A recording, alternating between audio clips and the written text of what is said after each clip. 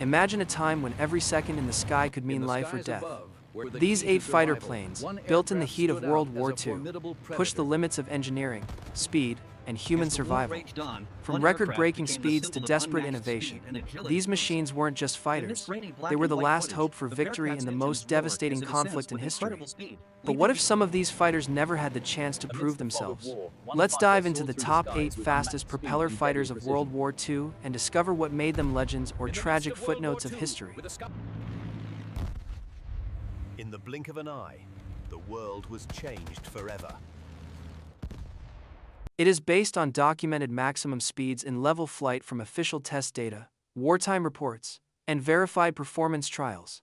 The following list highlights the 8 fastest propeller fighters that actually flew during World War II. These are not prototypes that never left the ground or paper designs that existed only in the minds of engineers. Each aircraft on this list was produced and most saw actual combat, engaging in dogfights and facing enemy fire. The speeds achieved by these fighters came from cutting-edge engineering, desperate innovation, and the relentless push to dominate the skies during humanity's most devastating conflict. Let's count down from number 8 to the absolute fastest propeller fighter that ruled the skies in 1945. At number 8 is Germany's Focke-Wulf FW-190D9, which reached a maximum speed of 426 miles per hour. Known as the Dora or long nose variant, this fighter represented a significant evolution of the radial engine FW-190 series that had terrorized Allied pilots since 1941. The D9 replaced the earlier BMW radial engine with an inline Junkers Jumo 213A engine, necessitating an extended nose that gave the aircraft its distinctive appearance. This change transformed the FW-190 from a brutal low-altitude brawler into a high-performance fighter capable of engaging Allied bombers at altitude and holding its own against the latest American and British fighters. Production began in August 1944, and over 700 were built before the war ended. Luftwaffe pilots praised its improved high-altitude performance, while still maintaining the excellent roll rate and robust construction that made the FW-190 series legendary. In the desperate final months of the war, the Dora 9 fought against overwhelming odds in the defense of Germany. At number 7 is Britain's Hawker Tempest Mark V, which was capable of 435 miles per hour. Developed as an improved version of the earlier Hawker Typhoon, the Tempest featured a thinner wing profile and a more powerful Napier Sabre engine that transformed it into one of the RAF's most effective low-altitude fighters. The Tempest entered service in April 1944. Arriving just in time to face Germany's F-1 flying bombs. Its exceptional speed at low altitude made it the most successful V-1 interceptor of the war, with Tempest squadrons accounting for over 800 of the pilotless weapons. British pilots discovered they could catch the V-1s in level flight, and either shoot them down or use their wingtips to flip them off course. But the Tempest proved equally deadly in air combat. Its combination of speed, firepower, and excellent handling made it a feared opponent for German fighters. In the final year of the war, Tempest squadrons racked up impressive kill ratios, while supporting the Allied advance across Europe. Many pilots considered it the finest piston-engine fighter Britain ever produced. At number 6 is the legendary Supermarine Spitfire Merc 14, reaching a speed of 446 miles per hour. This variant represented the ultimate evolution of the iconic fighter that had saved Britain during the darkest days of 1940. But the Mk-14 was a radically different machine from the earlier Spitfires. The key to its improvement was the Rolls-Royce Griffon 65 engine, producing over 2,000 horsepower compared to the 1,000 horsepower Merlin engines of earlier marks. This massive power increase required strengthening the entire airframe and enlarging the tail surfaces to handle the additional torque. The result was a Spitfire that could climb like a rocket and fight effectively at altitudes where earlier versions struggled. With its new power and performance capabilities, the Mk-14 became one of the most capable piston-engine fighters of World War II, representing the pinnacle of Spitfire development. First flown in January 1943, the Mk-2 entered squadron service in early 1944. It immediately proved itself against the latest German fighters and was particularly effective at intercepting high-altitude reconnaissance aircraft and the new German jets. The Griffin's power gave it acceleration that shocked German pilots, who were accustomed to outrunning earlier Spitfire variants. Over 900 were built, serving with distinction until the war's end. Before we get to the top 5 fastest fighters, I'd love to know where you're watching from and which of these aircraft you think deserves the number one spot. Drop a comment below and let me know if any of these rankings surprise you. And if you're enjoying this deep dive into World War II aviation, hit that subscribe button so you don't miss the next one. Number 5 is America's Grumman F-8F Bearcat, capable of 455 miles per hour. Designed as the ultimate lightweight carrier fighter, the Bearcat represented Grumman's attempt to create the most powerful aircraft that could operate from escort carriers, the small jeep carriers that proved so valuable in the Pacific War. Engineers started with the massive Pratt & Whitney R2800 engine, producing 2,100 horsepower, and built the smallest, lightest airframe that could handle that power. The result was extraordinary. The Bearcat could climb to 10,000 feet in just 94 seconds, faster than any American fighter of the era. Its roll rate was phenomenal, and despite its small size, it packed for 20mm cannons or 650 caliber machine guns. The Bearcat's timing was unfortunate. It entered service in February 1945, too late to see combat in World War II.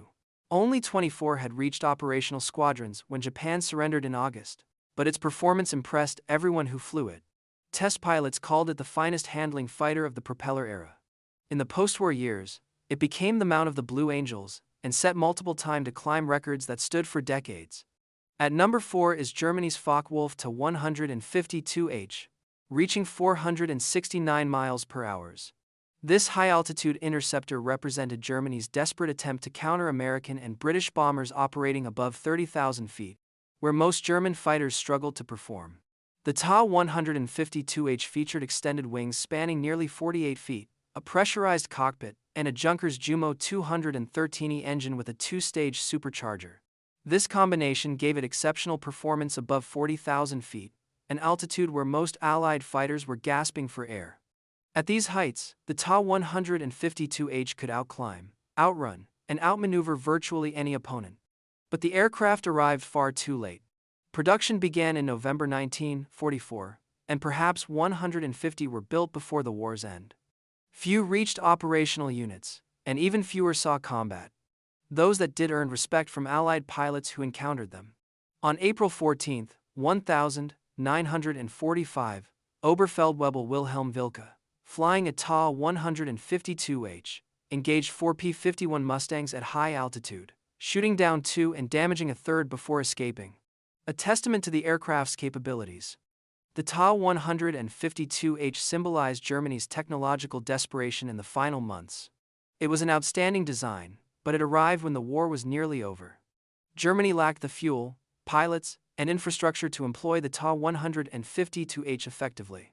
What might have been a game-changer in 1943 became a footnote in 1945. Number 3 is the Republic P-47M Thunderbolt, capable of 472 miles per hour. This specialized variant of the famous Jug was built for one purpose: catching and destroying Germany's fast, high-altitude fighters and jets that began appearing over Europe in late 1944.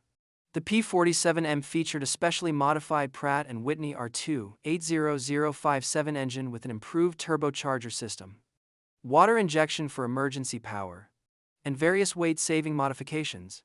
These changes transformed the already fast Thunderbolt into a high-altitude interceptor that could engage German jets and reach speeds that shocked pilots accustomed to flying earlier P-47 variants. Only 130 P-47 seconds were built, entering service in December 1944 with the 56th Fighter Group, the only unit to operate the type.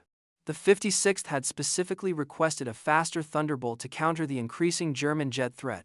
In practice, the P-47M proved temperamental. Its high-performance engine required meticulous maintenance, and early models suffered from severe engine failures that grounded the fleet for weeks. Once these problems were resolved, the P-47M proved devastating. It combined the Thunderbolt's legendary toughness and heavy armament with speed that could match or exceed virtually any German piston engine fighter. The 56th Fighter Group flew P-47 seconds until the war's end, racking up kills against both conventional fighters and early jets. It represented the absolute limit of what could be achieved with the basic P-47 design. At number 2 is Germany's extraordinary Dornier Du 335 Pile. The Arrow, reaching 474 miles per hour. This was unlike any fighter aircraft that flew during World War II, featuring a revolutionary push-pull configuration with engines mounted at both the nose and tail, driving separate propellers. The concept was brilliant. By mounting one Daimler-Benz DB603 engine conventionally in the nose, and another behind the cockpit driving a pusher propeller at the tail, Dornier eliminated the drag of wing-mounted engines while doubling the available power. The result was a fighter with straight-line speed that exceeded almost everything in the sky, combined with heavy armament and armor that would have made it formidable in combat. But like so many late-war German designs, the Do-335 arrived far too late and in far too few numbers. Development delays meant the first prototype didn't fly until October 1943. Production aircraft began reaching test units in early 1945, but perhaps only 37 were completed before the war ended. None saw genuine combat, though several were evaluated in high-speed trials that confirmed their exceptional performance. The Do-335 represented German engineering at its most innovative and most desperate. It was fast, heavily armed, and unlike anything else flying. But its complexity, late arrival, and Germany's collapsing industrial base meant it never had a chance to prove itself in battle. Allied test pilots who flew captured examples after the war universally praised its speed and handling, calling it one of the finest piston engine fighters ever built, had it arrived 2 years earlier. Number 1. The fastest propeller fighter of World War II is the North American P-51H Mustang, reaching 487 miles per hour. This ultimate evolution of the legendary Mustang represented the absolute peak of American piston engine fighter design. The P-51H was a comprehensive redesign, not just a tweaked P-51D. Engineers stripped nearly 1,500 pounds from the airframe through lighter construction techniques, a redesigned fuselage, and removal of unnecessary equipment. They installed the powerful Packard V16509 engine, the American-built version of the Rolls-Royce Merlin, with water injection for emergency power. The result was a fighter that could nearly touch 500 miles per hour in level flight. But speed wasn't everything. The weight reduction transformed the Mustang's handling characteristics. The P-51H rolled faster, climbed quicker, and maneuvered more nimbly than any previous variant. Test pilots called it the finest handling Mustang ever built. It retained the P-51's famous range, over 850 miles on internal fuel, meaning it could escort bombers deep into Japan while outrunning virtually any defender. Production began in February 1945, and 555 had been delivered by August when Japan surrendered. They arrived too late for combat in Europe, and while some reached the Pacific, none engaged in air combat before the war ended. But the P-51H represented what was possible at the absolute edge of propeller fighter design. It was faster, lighter, and more capable than anything else with a piston engine. In a war that drove aviation technology to unprecedented heights, the P-51H stood at the summit. These 8 fighters represent the absolute pinnacle of propeller-driven aviation technology. Each was designed during humanity's most desperate conflict, when nations poured unlimited resources into gaining even the slightest advantage in the sky. The engineers who designed them and the pilots who flew them pushed the boundaries of what was possible with piston engines and propellers. What's remarkable is how close these top speeds are. Just 61 miles per hour separates the FW190D9 at number 8 from the P-51H at number 1. Every mile per hour came from countless hours of testing, incremental improvements, and desperate innovation under wartime pressure. Each aircraft on this list was a masterpiece of engineering that could mean the difference between life and death for the men who flew them. Speed, of course, wasn't everything in aerial combat. Maneuverability, firepower, range, reliability, and pilot skill all mattered enormously. But in a war where seconds could determine survival, where catching an enemy bomber before it reached its target could save thousands of lives, and where escaping superior numbers meant living to fight another day, speed was the ultimate advantage. Now you know the 8 fastest propeller fighters of World War II, ranked by documented performance data. Disagree with the list? Think another aircraft deserves to be here? Let me know in the comments which fighter you believe was truly the fastest.